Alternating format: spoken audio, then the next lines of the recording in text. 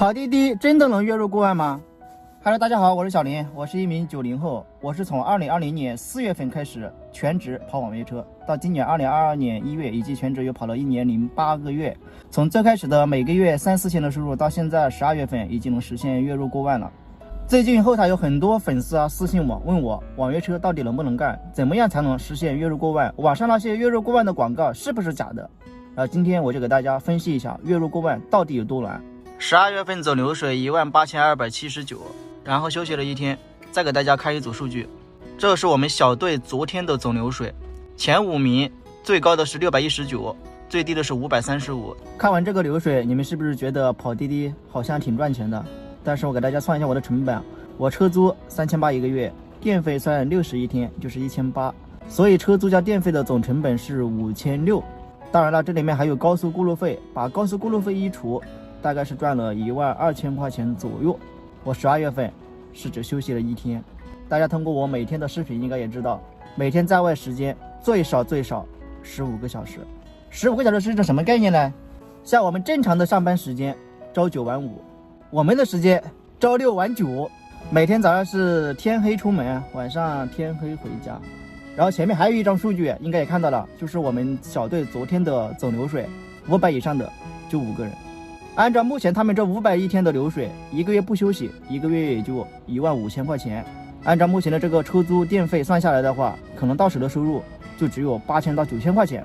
而且我这个小队在长沙市里面应该属于一个中等偏上的一个小队，所以从我们小队的这个比例可以推算出整个长沙市市场的一个行情。如果说你要想实现月入过万，那你就必须要站在前10%才有可能。为什么才有可能呢？又回到最开始我说的那个话题啊，我的出车时长每天都是在15个小时以上，然后你有可能15个小时以上，你还不一定能跑得到500块钱，因为你接不到单呀，你账号活跃度差呀，你口碑值低呀，等等啊，这些因素。我为什么每天能跑这么长时间啊？因为我有单跑，我只要一出车我就有单。但是你有可能出车以后1个小时给你个1单2单，有可能还1个小时不给你单，然后你这个时间你就熬不下去了。我不可能从早上的6点钟傻的做到晚上9点钟嘛，单都没得单，然后你中途可能就放弃了，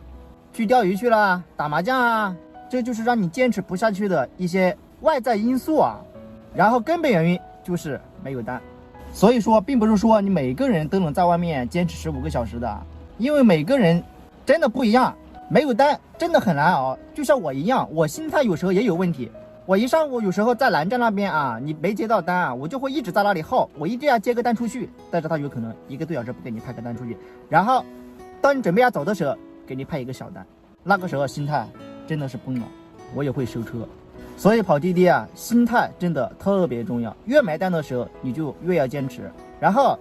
当你发现你没单的时候，你要找自己的因素，是口碑值出问题了还是活跃度出问题了。然后关于这个活跃度，最近有很多的网友私信我，需要我赶紧出一期视频给他们讲一下这个活跃度。然后后期的话我会出一期视频的。出了这个视频以后，也是为了让大家少走弯路，因为我知道大家跑车都不容易啊。我们的车租几千块钱一个月，如果说1个月你搞个3、4千块钱，我感觉还是不像回事。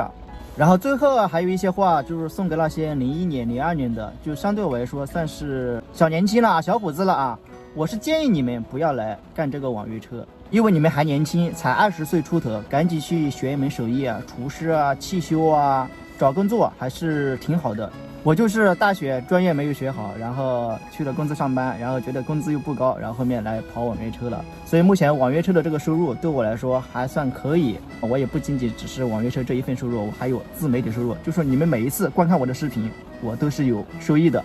好了，这期视频就分享到这了。如果觉得小林这期视频说的有道理，你觉得对你有帮助，那你就给小林点个关注，好吧？好，拜拜。